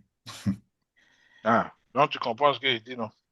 Oui, oui, Non? Si lui, tu vas voir que si il commence à faire du cloud, il va comprendre les réalités du cloud. Il y a des exigences qu'il ne va plus envoyer sur toi. Mhm. Mm. OK, Et on merci. continue. Ok. Donc là, on va voir les paramètres de l'URI, de l'SAS. Donc l'URI, c'est une, c'est une URL spéciale qui est composée en fait de l'URL du compte de stockage combiné au token SAS qui va vous permettre d'avoir accès aux ressources d'un compte de stockage. Donc, on va voir ensemble de quoi est composé l'URI.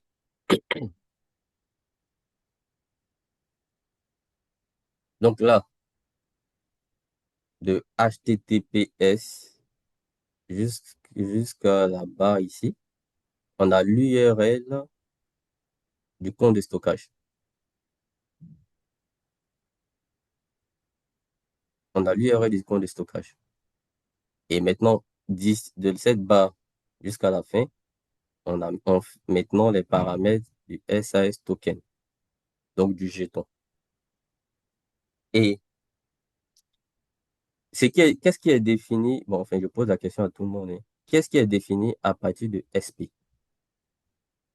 Donc, SP égale R, à votre avis. Donc, moi, j'ai eu à faire ça dans Ah, ok, bon. plusieurs. Est-ce que quelqu'un a une Le, idée? le R, ça veut dire, ce sont on va dire, ce sont les permissions. Oui, c'est ça. Donc, Le R, ça veut dire read, move, M, et je pense D, delete, L, list, comme ça. c'est ça, W write, etc. Donc, Mhm. là, le SP, en fait, permet de vérifier les autorisations. Donc, comme il a dit, R, read, C, c'est create, A, c'est add, euh, D, c'est delete, L, c'est list, et W, c'est write. Ensuite, on a ST, C'est le start time, je pense. c'est ça. Donc, la date de début, et puis SE, qui récupère les paramètres, en fait, d'heure d'expiration. Mhm. Ensuite, on a SPR. SPR qui définit ici, c'est marqué HTTPS, donc c'est le protocole signé, D'accord. sécurisé, en tout cas de ce que vous avez choisi. Ensuite, on a SV. SV qui en fait juste marque la version. Voilà, la version de l'API de stockage utilisée. Parce que l'objectif, c'est de se connecter au compte de stockage et voir les ressources dans ce compte de stockage. Euh, Après, on a SR. Donc, SR est considéré comme l'étendue, l'étendue sur lequel s'appliquent les autorisations. Donc, B, c'est blob. Pour dire que vous pouvez voir les objets blob. C, si c'était C, c'était conteneur. D, c'est pour voir en fait euh, tous les répertoires, donc directory. F, c'est directement les fichiers. Ah. Et ensuite, on a la signature. Donc, le jeton lui-même, c'est lui qui est là.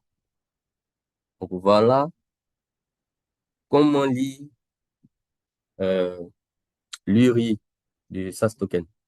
Et puis voilà comment il se présente. Donc, une autre mesure de sécurité que Avi a mis en place, c'est le Storage Service Encryption. Donc, vos données qui sont par exemple on-prem, que ce soit même sur Azure, mais d'abord on-prem, vous avez besoin de les sécuriser à tous les niveaux. Donc, vous pouvez chiffrer votre disque physiquement. Ou bien si vous avez affaire peut-être à des machines virtuelles, donc des disques virtuels VHD, vous pouvez utiliser un chiffrement spécifique pour chiffrer ces disques. Azure a mis en place à son niveau un service qui est appelé Storage Service Encryption, qui permet de chiffrer toutes les données d'un compte de stockage. Donc, par défaut, quand vous créez un compte de stockage, il est automatiquement chiffré avec Storage Service Encryption et le chiffrement AES 256 bits. Donc, par défaut, c'est sécurisé. Les données sont chiffrées. Maintenant, vous avez la possibilité d'utiliser euh, un chiffrement tierce, donc un chiffrement d'un autre prestataire, d'un autre client sur Azure. Mais pour votre gouverne, le chiffrement qui est utilisé au niveau d'Azure, bon, pour l'instant, il n'a pas encore été craqué. Donc, vous pouvez aussi utiliser un chiffrement tierce que vous allez pouvoir sauvegarder dans ce qu'on appelle euh, Azure Key Vault. Donc, on voit ici.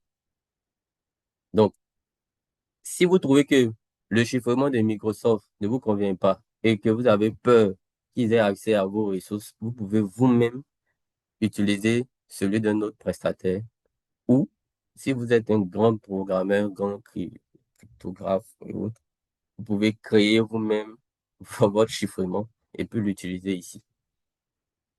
Donc, c'est ce que Azure appelle BIOC, donc Bring Your Own Key. Donc, vous pouvez apporter vous-même vos propres clés de chiffrement et chiffrer toutes les données qui sont dans votre compte de stockage. Et la clé peut être conservée dans ce que euh, Azure a mis en place, qui est une solution qui permet de sécuriser les données et les secrets des phrases et autres, qui est appelé Azure Key Vault. Donc, lui, il va gérer tous vos clés, vos phrases, vos chiffrements dans un coffre spécifique.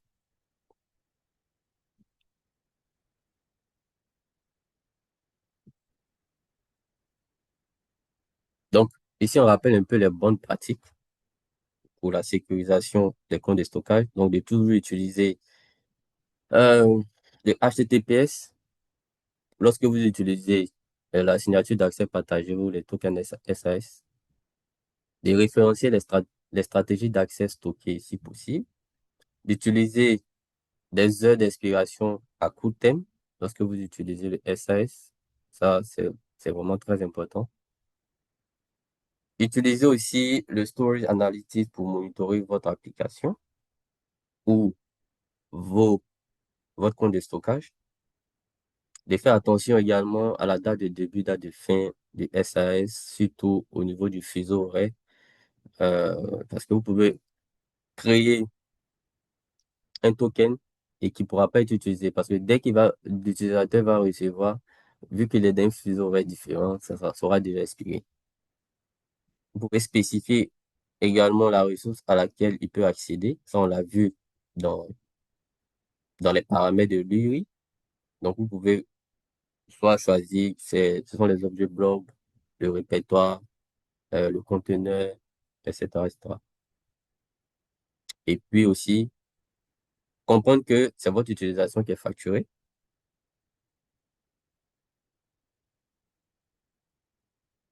Et puis, très important, partir du principe que le SAS n'est pas toujours le bon choix.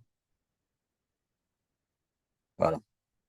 Parce que vous savez que le fait de donner un certain niveau d'autorisation à des individus, c'est quand même risqué. Donc, il peut y avoir du social engineering vers vers cette personne, pardon, et puis la personne va partager même la clé à quelqu'un d'autre. Donc, il y a trop de, trop de dangers aussi liés à ça. Donc, vraiment, c'est à configurer si besoin.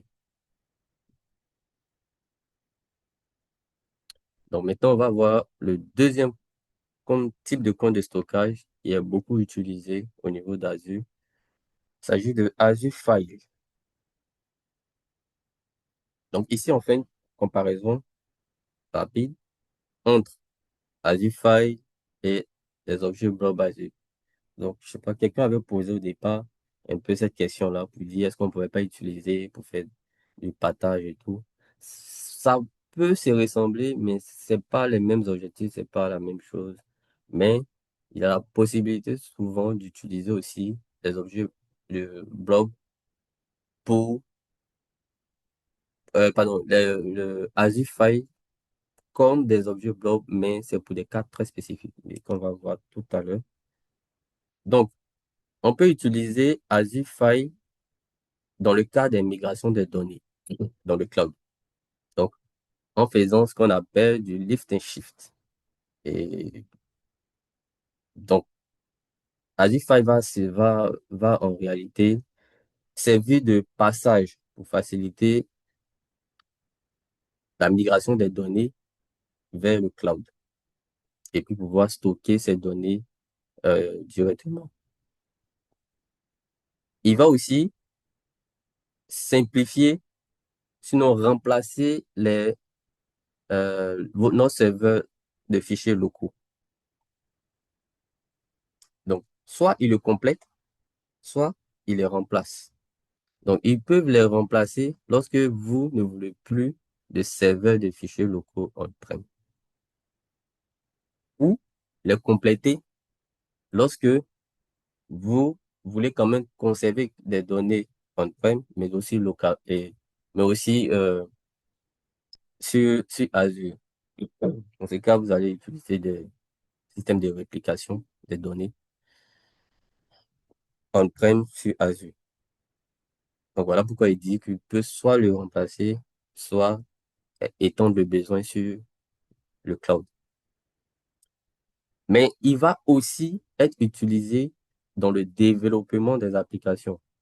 Donc, généralement, les applications qui sont développées, euh, bon, surtout les applications distribuées, ils ont besoin d'un accès peut-être des fichiers de configuration où souvent il faut les centraliser dans un endroit. Donc, le serveur des fichiers, donc Azure, peut permettre d'avoir accès à ces ressources. Mais c'est toujours dans le cas du partage de fichiers, uniquement pour les utilisateurs. Il peut être aussi accessible à partir de machines virtuelles, juste dans ce cas spécifique. Maintenant, pour les objets blob, on n'a pas besoin de faire de partage. Mais de nature, tu peux l'utiliser pour un accès aléatoire, pour tout type de données, pour tout type de scénario, streaming, conserver des fichiers vidéo. Et il est recommandé pour l'accès aux applications. Donc, les applications peuvent accéder à ces données de partout et c'est ce qui est recommandé.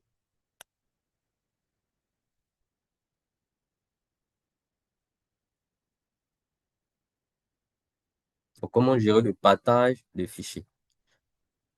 Lors de la configuration lors de la création d'un compte de stockage, par exemple de type blob, on crée également un conteneur, mais il y a la possibilité de créer un partage de fichiers ou un file share. Donc, lorsque vous le créez, vous devez vérifier que on-prem, le port SMB 445 est ouvert. Parce que l'objectif, c'est vrai, euh,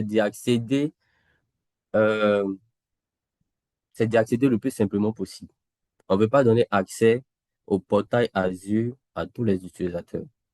Donc, de pouvoir monter le serveur de fichiers qui est sur Azure sur votre machine, ou bien de lui donner accès autrement, mais le plus simplement possible.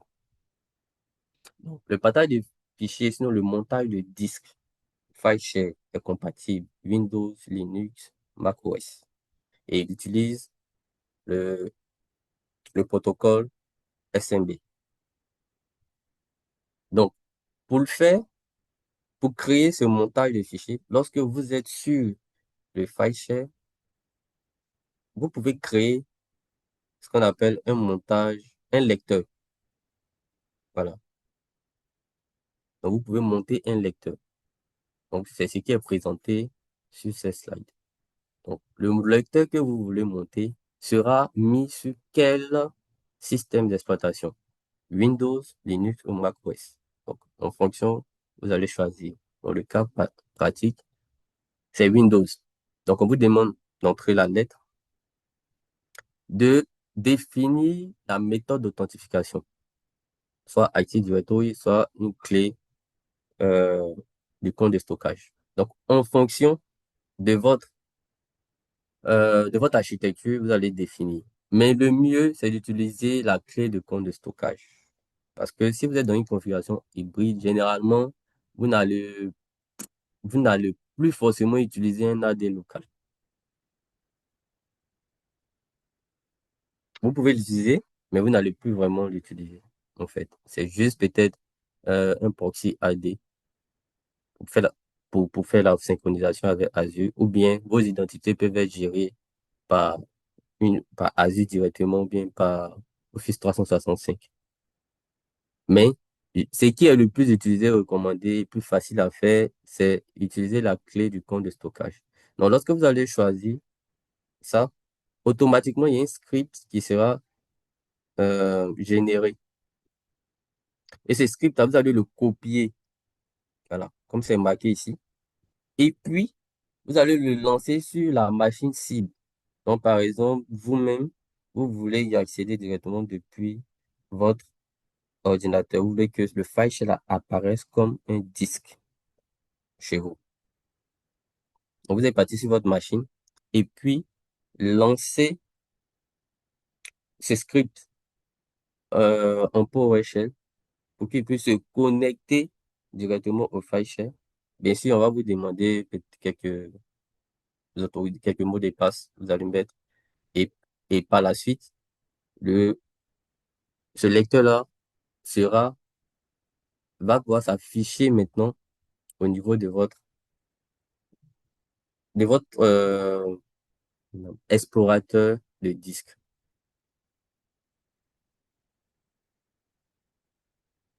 Donc voilà un Question? peu les. Oui, Question? oui, oui, oui.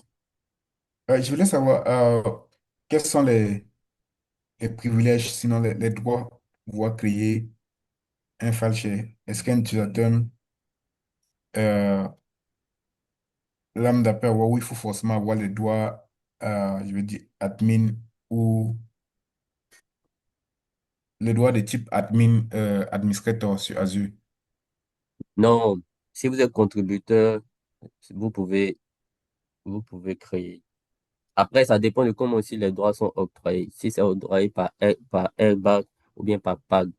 Bon, dans ce cas-là, mais généralement, juste un rôle à contributeur permet d'effectuer ces actions. Ok, Mais si merci. vous êtes admin aussi, oui, hein, mais contributeur au minimum, quoi. Ok, merci.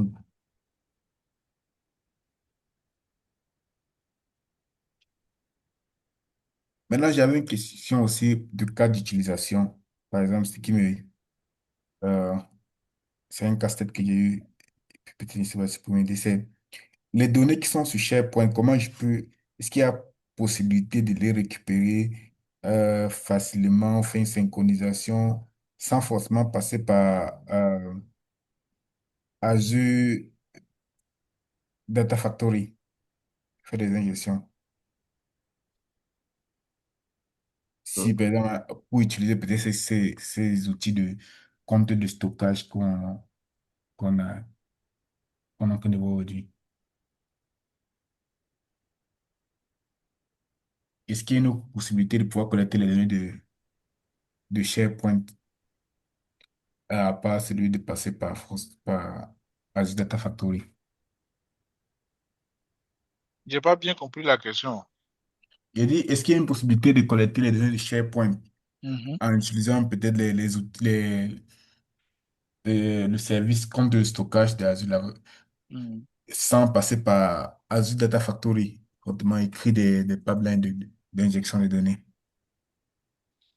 tel que vous voyez avec la présentation qui est faite, Azure Blob Storage Mhm. et Azure File Share.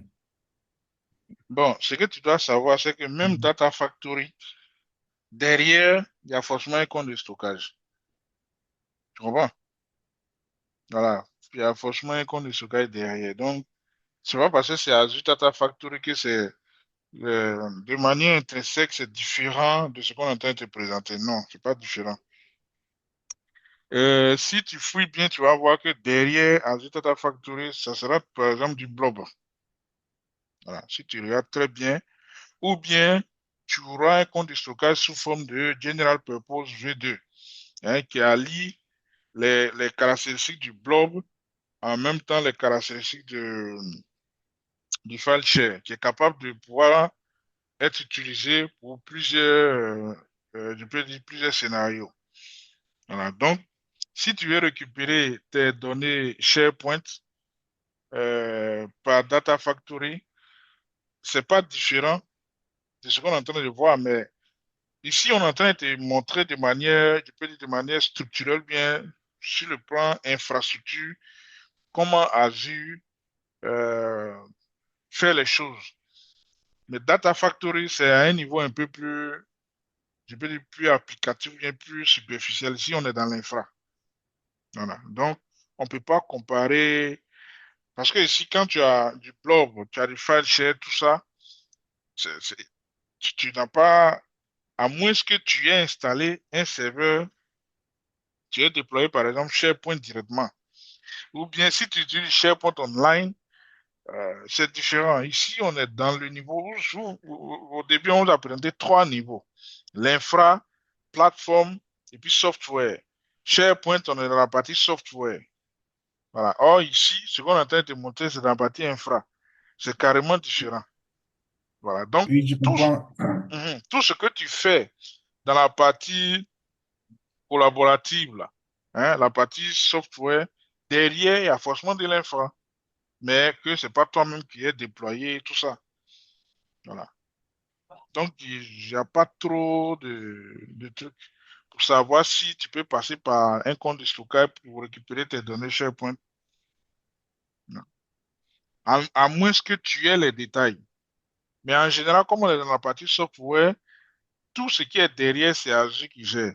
Mais je pense que on peut faire des recherches pour avoir les détails pour savoir, par exemple, quel est le compte de stockage qui tourne derrière, quelles sont ses caractéristiques. On peut voir tout ça. On peut voir. Ok, merci. Mhm. Il faut comprendre ça comme ça, en fait. Parce que quand tu abordes un service, tu es dans la partie plateforme, pardon, de la partie software. Mais ici, on est carrément dans la partie infra. C'est vraiment, comment je peux dire ça? Comme si toi-même, tu créais ton réseau, tu faisais les connexions, les interconnexions, tu paramétrais tes VM, ainsi de suite. Mais Oui, quand tu oui, utilises, voilà. Mais quand tu utilises SharePoint Online, tu n'es plus à ce niveau. Donc, il y a effectivement un compte de stockage derrière, mais que tu ne vois pas forcément. Et je suis sûr que si tu fouilles bien dans la data factory dont tu parles là, dans les caractéristiques, on peut te montrer le compte de stockage. Peut-être qu'on n'a jamais fait attention, ou bien par exemple, tu n'as jamais fait attention. Mais tu peux voir ce compte de stockage. Maintenant, si tu as reçu le compte de stockage, là, tes opérations de backup et consort, tout ça, tu peux les faire dans Azure. Voilà, tu peux les faire. Surtout que voilà, tu connais déjà le compte de stockage, tu peux voir le contenu, les caractéristiques, si c'est du blob, si c'est du file share, les différents conteneurs qui sont créés. Voilà, tu peux mettre en place un backup, ainsi de suite, pour les récupérer. ok, merci. Mhm.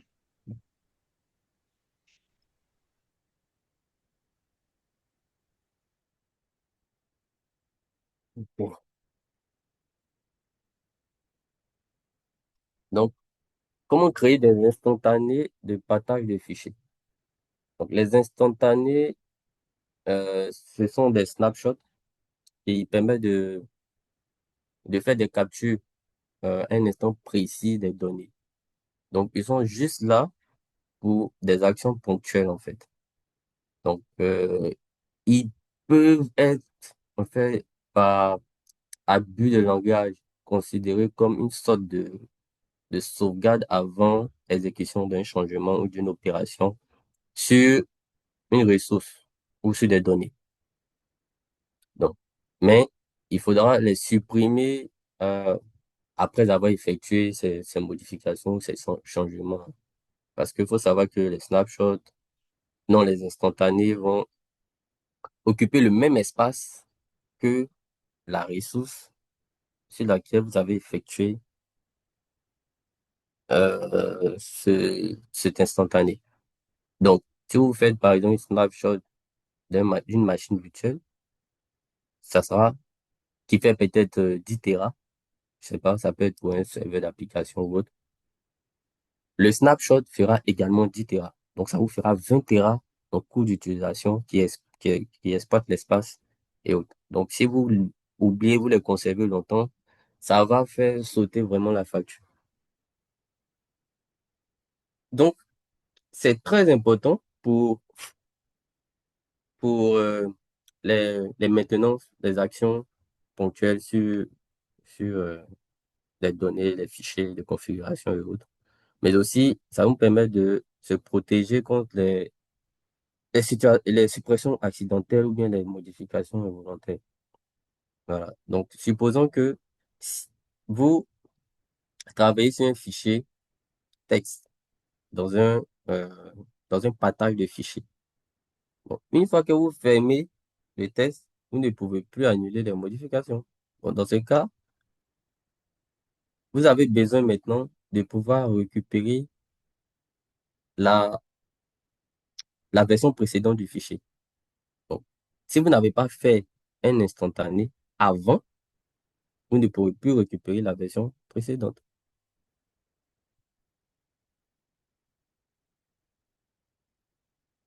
Voilà pourquoi il est important de pouvoir faire, et pardon, il est important de faire des instantanés, que ce soit dans le partage des fichiers ou avant même une maintenance, une modification importante sur une ressource. Ou bien si dans la ressource, ou bien dans le service que vous voulez faire des modifications, euh, il n'y a pas peut-être l'option instantanée. En fait, toujours une copie ou bien une sauvegarde quelque part. Voilà.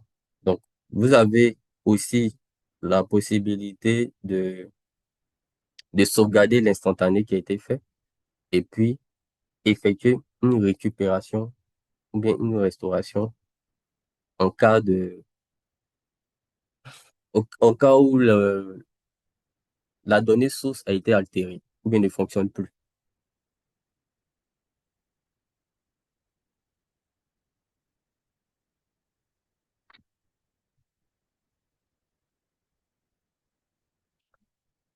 Au niveau du partage de fichiers, vous avez la possibilité de configurer la suppression réversible.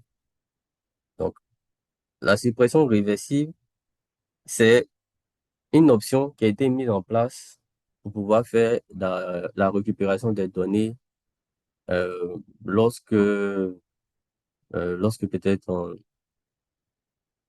on fait une suppression accidentelle d'un fichier, d'une donnée. Donc, cette option va vous permettre de toujours pouvoir récupérer les données qui ont été supprimées accidentellement. Donc, elle agit comme la corbeille de, de nos ordinateurs portables. Mais ici, vous avez la possibilité de définir le nombre de jours de rétention avant suppression définitive. Donc, par défaut, c'est de 14 jours. Vous pouvez l'étendre à jusqu'à 1 an, donc 365 jours.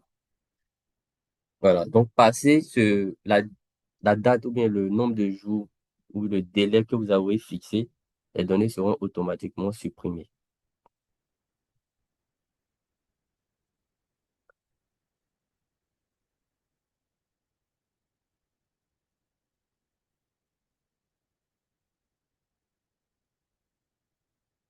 Donc, pour accéder à vos ressources, sinon à tous vos comptes de stockage, vous avez la possibilité d'utiliser l'explorateur des fichiers.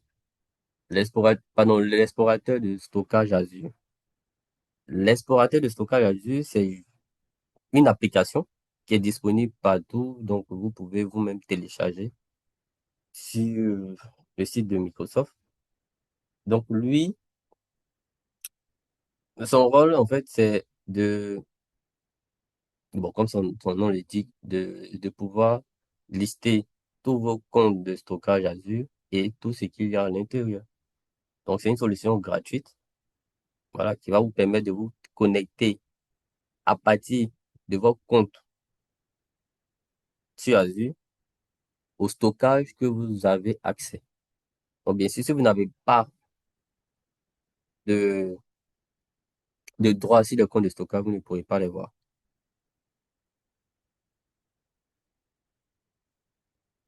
Donc, uniquement les comptes qui ont des droits sur le compte de stockage, lorsqu'ils se connecteront avec l'explorateur de stockage Azure, pourront voir ce type d'interface avec tous les comptes de stockage, les, les objets blob à l'intérieur, les conteneurs, et puis bon, faire les manipulations et autres.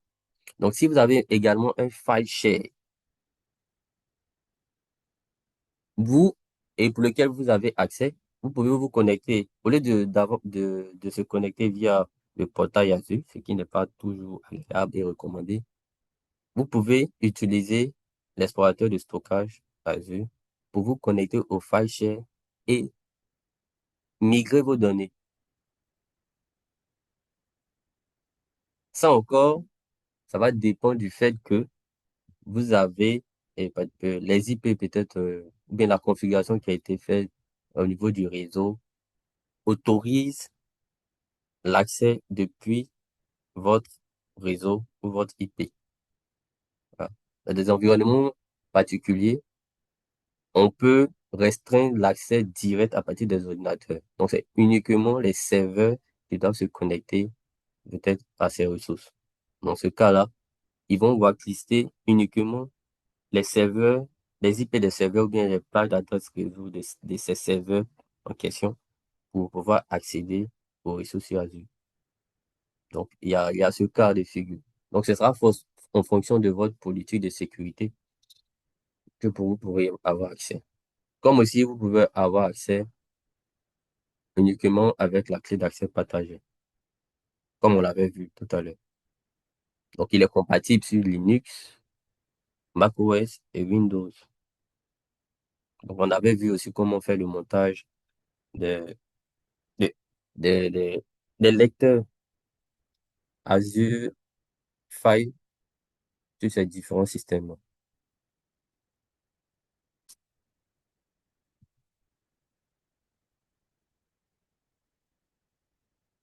Bah, vous aurez aussi un lab sur ça avec 3 tâches. Donc, sur la configuration des comptes de stockage, la création de la configuration du stockage blob et puis la création de la configuration du stockage de fichiers Azure. Voilà, tout pour la présentation.